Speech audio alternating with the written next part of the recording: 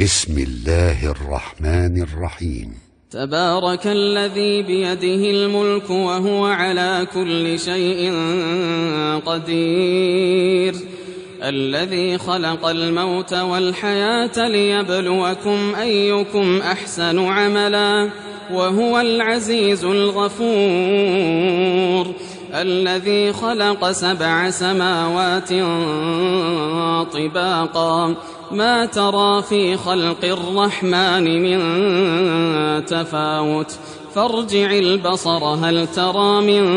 فطور، ثم ارجع البصر كرتين ينقلب إليك البصر خاسئا وهو حسير،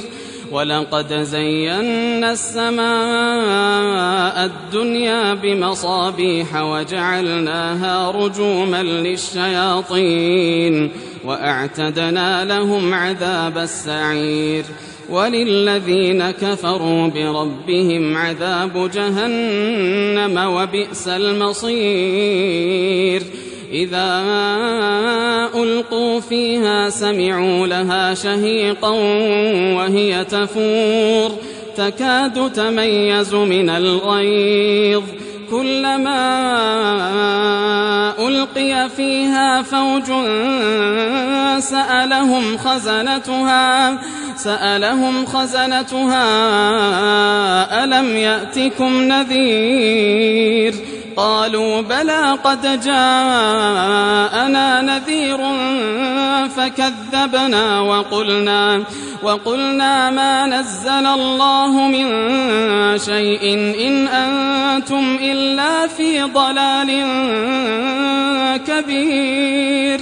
وقالوا لو كنا نسمع أو نعقل ما كنا في أصحاب السعير، فاعترفوا بذنبهم فسحقا لأصحاب السعير، إن الذين يخشون ربهم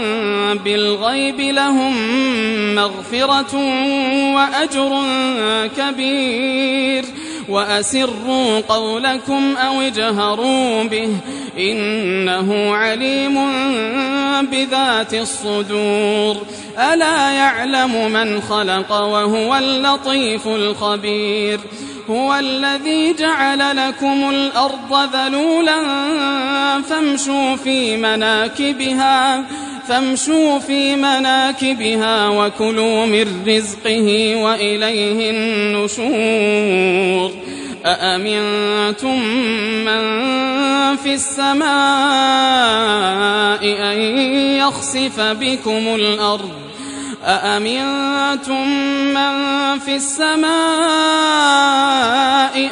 يخسف بكم الأرض فإذا هي تمور، أم أمنتم من في السماء أن يرسل عليكم حاصبا فستعلمون كيف نذير، ولقد كذب الذين من قبلهم فكيف كان نكير، أولم يروا إلى الطير فوقهم صافات ويقبضن ما يمسكهن إلا الرحمن إنه بكل شيء بصير، أمن هذا الذي هو جند لكم ينصركم من دون الرحمن إن الكافرون إلا في غرور، أمن هذا الذي يرزقكم إن أمسك رزقه بل لجوا في عتو ونفور، أفمن يمشي مكبا على وجهه أهدى أمن يمشي سويا على صراط مستقيم، قل هو الذي أنشأكم وجعل لكم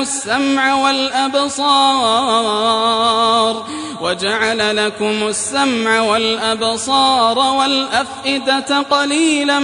ما تشكرون، قل هو الذي ذرأكم في الأرض وإليه تحشرون ويقولون متى هذا الوعد إن كنتم صادقين قل إنما العلم عند الله وإنما أنا نذير مبين فلما رأوه زلفة